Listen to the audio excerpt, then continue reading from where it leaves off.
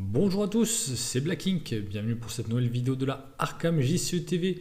Aujourd'hui, nouvelle édition de Connaissances Interdites et on va un peu changer de classe. En effet, les chercheurs ont eu beaucoup de cartes dernièrement, donc on va aller s'orienter sur une classe un peu laissée pour compte jusqu'à présent et on va aller vers les truands avec la carte porte-flingue. Comme d'habitude, 3 parties, présentation, comparaison, utilisation.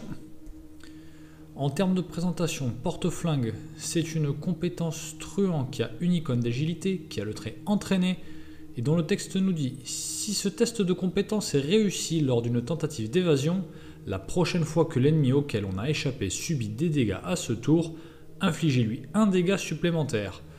Cette carte nous est apparue avec la civilisation oubliée. Rapidement, les points positifs de la carte. Elle peut être utilisée pour un autre investigateur qui tenterait un test d'évasion. Vous n'êtes pas obligé, vous, d'effectuer le test, c'est bien dit. La seule chose qui est précisée, c'est un test d'évasion. Ensuite, de façon indirecte, c'est du gain d'action, puisque, en cas de réussite, cela vous permettra, par la suite, de infliger un dégât supplémentaire, une fois que vous aurez réalisé une action de combat ou une autre méthode pour infliger des dégâts. Sur les limites de la carte, évidemment, pour moi, le fait qu'il n'y ait qu'une seule icône, c'est quand même vraiment dommage. Que ce soit une icône doublée en agilité ou un autre type d'icône, c'est vrai que bon, ça limite beaucoup l'attrait qu'on peut avoir pour cette carte, le fait d'avoir une seule icône. Elle sera certainement privilégiée dans les difficultés les plus faibles, quelque part, puisque juste une icône d'agilité sur du difficile ou de l'expert, c'est vrai que c'est pas foufou. Ensuite, la grosse limite pour moi de la carte, c'est le fait que l'effet d'infliger un dégât supplémentaire ne durera que pendant le tour. Et il s'agit bien du tour de l'investigateur qui a profité de la carte, et non pas l'intégralité du round, c'est-à-dire le tour de l'ensemble des investigateurs. Et ça, c'est vrai que c'est une limite qui est assez embêtante à mon sens, puisque si jamais vous faites votre test d'évasion lors de votre dernière action, vous ne profiterez pas du potentiel dégât supplémentaire que vous pourrez infliger à l'ennemi. Ça, c'est assez dommage, il faut le prévoir, il ne faut pas jouer cette carte en dernière action, bon, sauf si c'est évidemment strictement nécessaire, mais vous perdrez le bénéfice du dégât supplémentaire. Sur les comparaisons, alors, cette carte n'a pas énormément de comparaisons possibles, si ce n'est déjà, dans sa mécanique, on peut directement, hors classe truand, la comparer au coup vicieux. Pourquoi ? Parce que la mécanique est la même, elle est dépendante d'un test réussi, avec une seule icône à chaque fois, coup vicieux une icône de force, porte-flingue une icône d'agilité. Voilà, l'intérêt du coup vicieux, c'est le dégât supplémentaire ne dépend exclusivement que du test de compétence réussi pendant l'attaque en cours, alors que le porte-flingue, à contrario, dépend non seulement de la réussite au test d'évasion, mais aussi du fait que vous infligiez d'autres dégâts, enfin des dégâts en tout cas, à l'ennemi pendant le tour. Ce qui veut dire que ce dégât, vous allez l'infliger soit au travers d'un test, et auquel cas le dégât supplémentaire est de nouveau conditionné à ce test. Donc 2 tests conditionnent la réussite de l'emploi à 100% du porte-flingue. Ou alors vous avez des solutions pour envoyer des dégâts aux ennemis sans test. Et on donnera quelques exemples par la suite. Là-dessus, on peut clairement dire que le coup vicieux est plus simple dans sa façon d'être et clairement plus efficace. Il faut le dire, le coup vicieux est un must-have chez les gardiens et chez tous les combattants, de par sa simplicité d'emploi. C'est vrai que le porte-flingue, on peut regretter que la réussite au test d'évasion n'inflige pas tout simplement un dégât. Ça aurait pu être intéressant, ça aurait pu être une solution, et ça aurait été, on va dire, le jumeau, l'homologue parfait du coup vicieux, mais pour les truands. Autre carte qui a une logique à peu près similaire, l'instinct de survie, c'est lors d'une tentative d'évasion. Là-dessus, on est plus sur de la fuite stricto sensus, avec peut-être plusieurs ennemis, avec l'instinct de survie, et le fait de pouvoir se déplacer. Donc c'est vrai qu'on gagne en mobilité. Là, le gain d'action d'instinct de survie est beaucoup plus on va dire, évident, puisque non seulement vous échappez à un ennemi, vous pouvez vous désengager d'autres ennemis s'il y en a d'autres d'engagés avec vous. Différence échappée, désengagé, les ennemis désengagés ne s'inclinent pas, les ennemis échappés s'inclinent. Et en plus, vous avez le droit de vous déplacer dans un lieu connexe. C'est aussi une carte du corset à l'instar du coup vicieux, et on voit encore une fois que, en termes de gain d'action, c'est quand même un peu plus fort, un peu plus robuste que le porte-flingue. C'est un peu dommage, encore une fois, que ce porte-flingue soit dépendant d'un autre test. Dernier petit exemple de comparaison hors classe, le coup étourdissant, très peu usité, très peu utilisé par les joueurs, je trouve. En même temps, c'est vrai que son effet est assez moyen. Si ce test de compétence est réussi lors d'une attaque, échappez automatiquement à l'ennemi attaqué. Voilà, il y a aussi cette logique de réussite de test, il y a cette logique de condition et de gain d'action avec non seulement du coup une attaque mais aussi une esquive. Donc on voit là sur les 3 cartes que je viens de vous montrer qu'en termes de gain d'action, mine de rien, on va plus loin. On va plus loin que le porte-flingue, ce qui peut justifier ou pas le fait qu'on l'emploie peu souvent. Ensuite, pour en venir à des cartes que les truands utilisent davantage, dans la catégorie des neutres, évidemment, on a dextérité, ces fameuses compétences de la boîte de base qui sont arrivées en 2 exemplaires, qui a 2 icônes d'agilité et qui nous permet de piocher.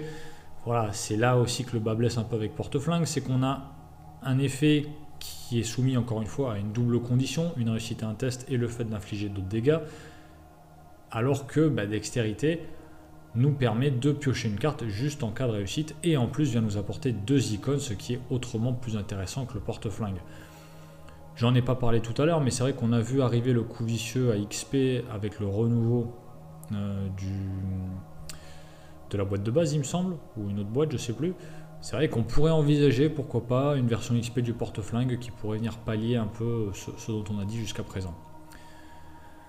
Ensuite, évidemment, dans les compétences truands, il n'y a pas énormément de compétences qui viennent mettre des dégâts.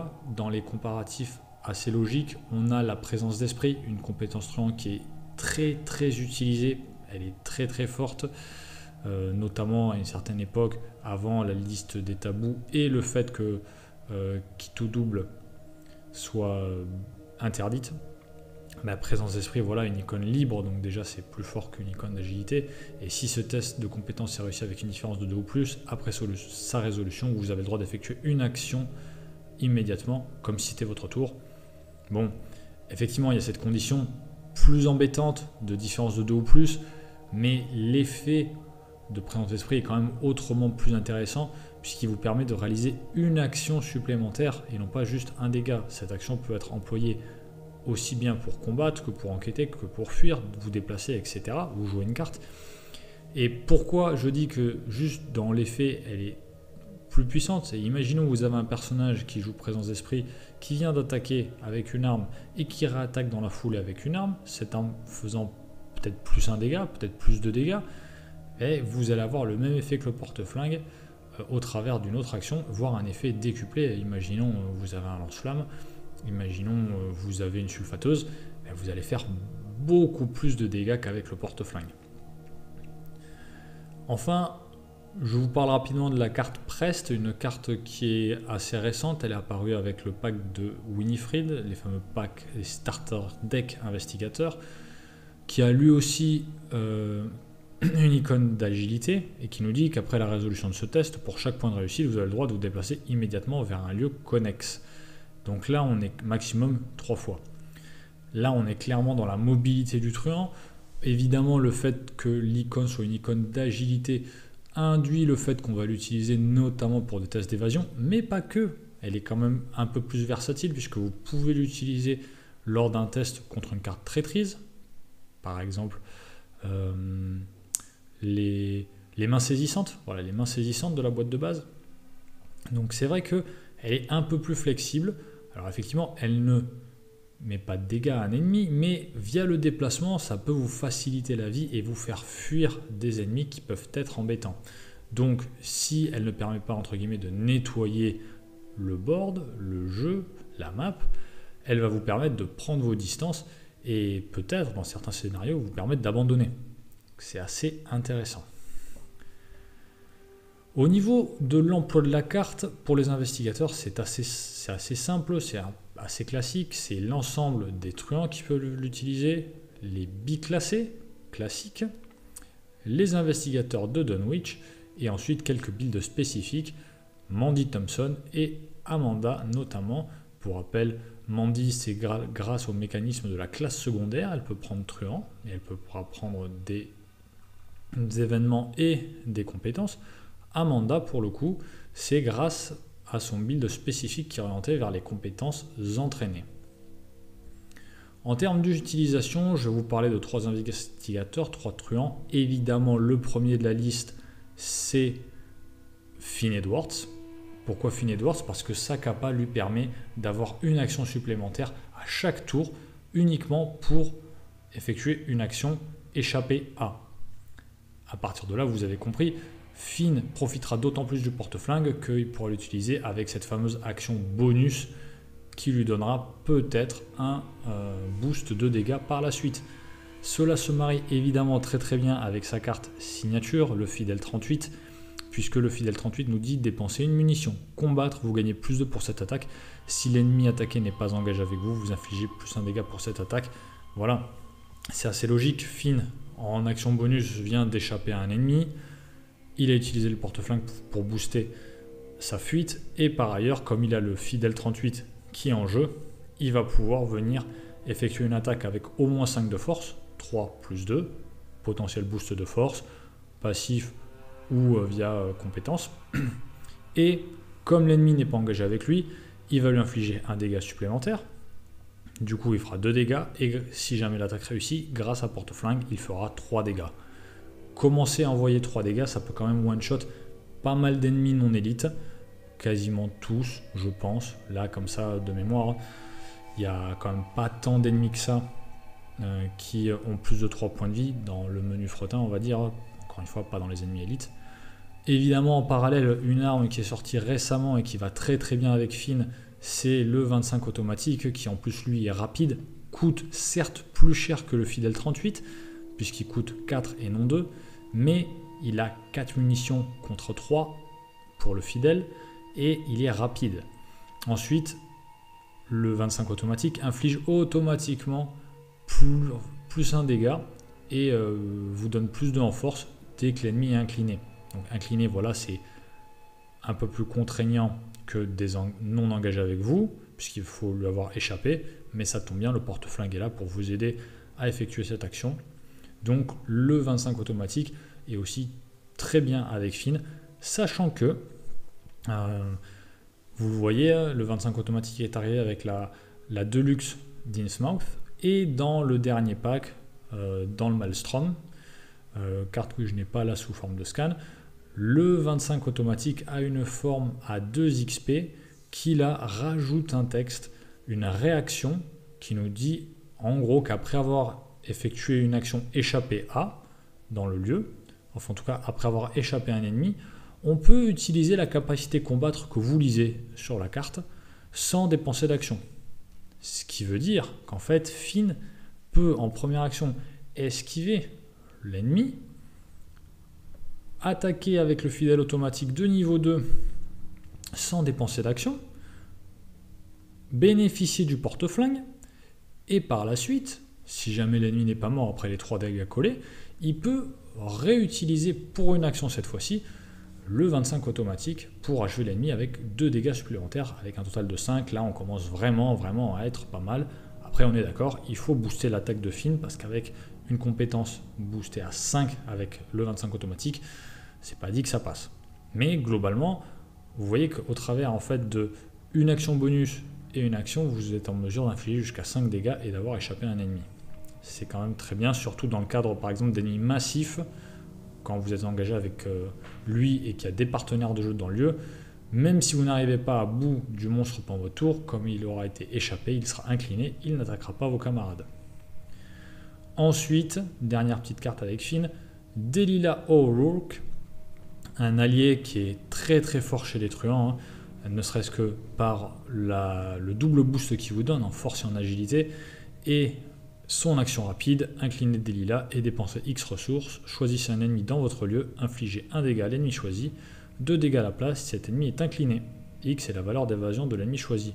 Donc là pareil, avec Finn, une fois lui avoir échappé à cet ennemi, vous lui envoyez des munitions avec le fidèle 38 ou le 25 automatique, vous l'achevez sans test avec des lilas, ou alors vous n'avez plus de munitions, vous utilisez des lilas, vous infligez 2 dégâts sans test, et c'est là que ça commence à être très fort et très intéressant avec Finn qui a une valeur de force qui laisse un peu à désirer. C'est que du coup, les 2 dégâts que vous allez infliger avec des lilas à la suite du porte-flingue vont être boostés avec un 3e dégât supplémentaire et tout ça sans test. Et là, on est très bien. Je reviendrai sur l'utilisation des lilas dans de futures vidéos pour préciser un peu son emploi. On passe maintenant à un deuxième truand, Triche.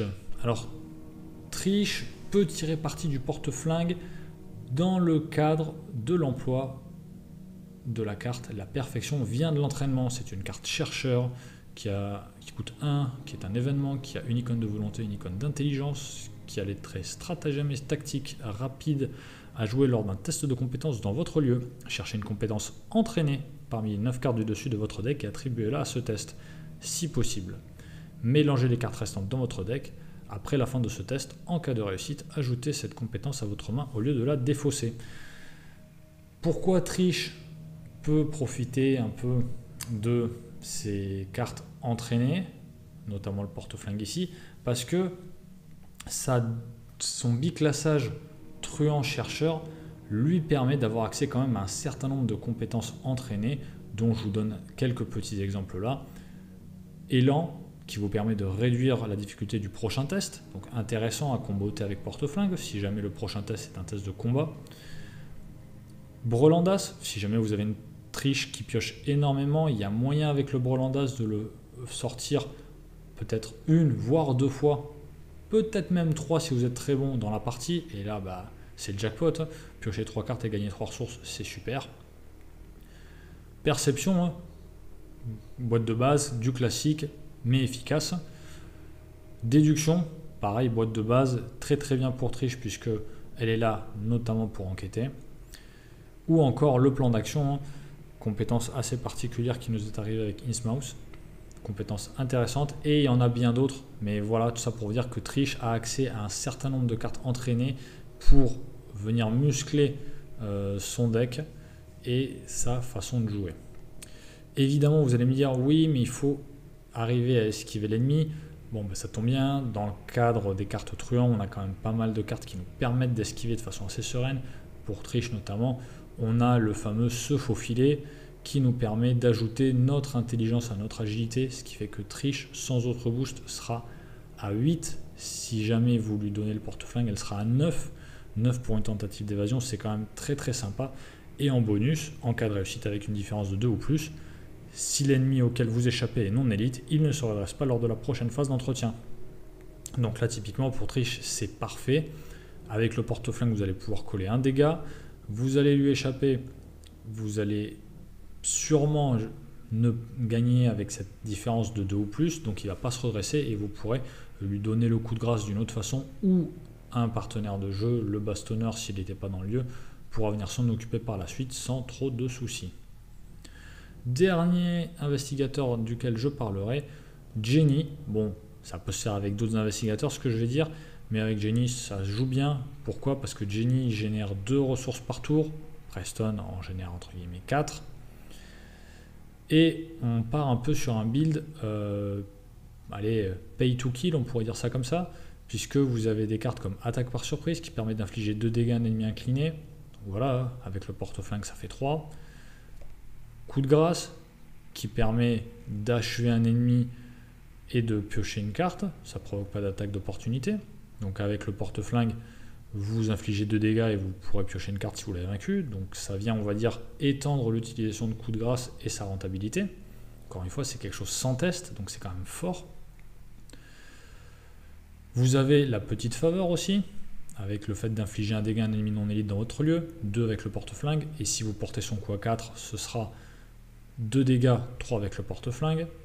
Donc vous voyez, on a quand même pas mal de possibilités de payer en termes de ressources 2 à chaque fois. Vous le voyez, Jenny, à chaque tour, elle a 2 ressources, donc à chaque tour, elle peut jouer ses événements sans souci.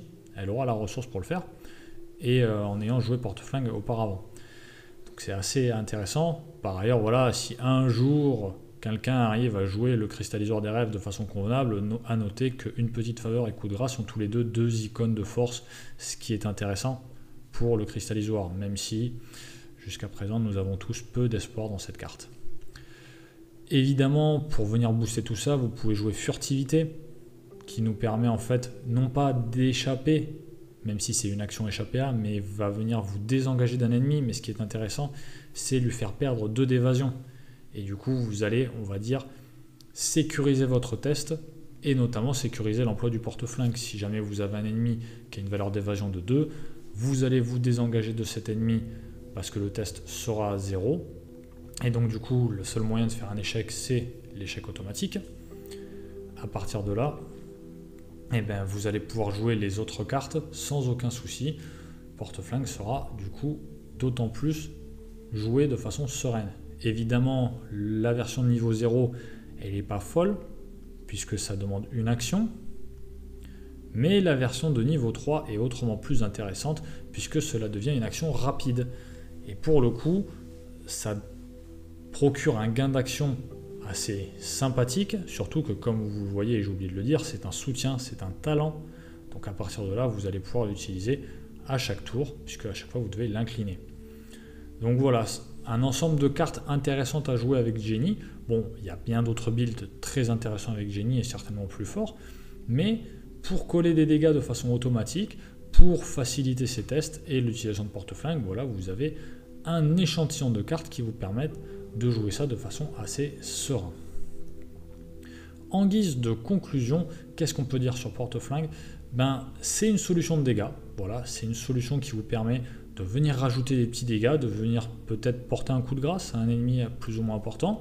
C'est une carte qui se joue bien à mon sens en multi, puisque quand bien même elle est encore une fois limitée au tour en cours, vous allez pouvoir en faire bénéficier un camarade de jeu, et par ailleurs vous avez quand même des cartes rapides qui vous permettent, on va dire entre guillemets, de faire à la pointe par rapport à cet effet.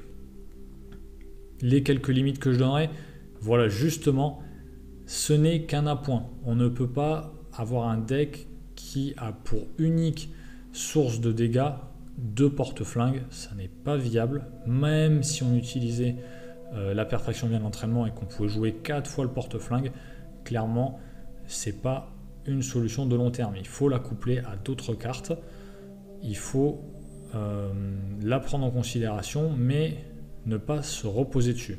Et ensuite, voilà ce dont j'ai parlé pendant toute la vidéo, cette fameuse dépendance à la réussite du test d'évasion et la réussite du potentiel test d'attaque ou autre test, je ne sais pas, pour mettre des dégâts, pour infliger des dégâts à un ennemi.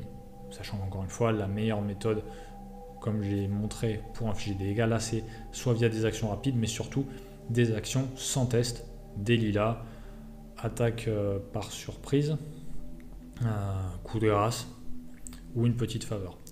Voilà, j'espère que la vidéo vous a plu, que vous regardez d'un autre œil le porte-flingue et que ça va vous inciter à la jouer, et surtout aussi à jouer les truands qui, malgré leur faible volonté, nous présentent un pool de cartes quand même très très sympathique et qui ne sont pas forcément en reste sur leur potentiel au sein des différentes parties.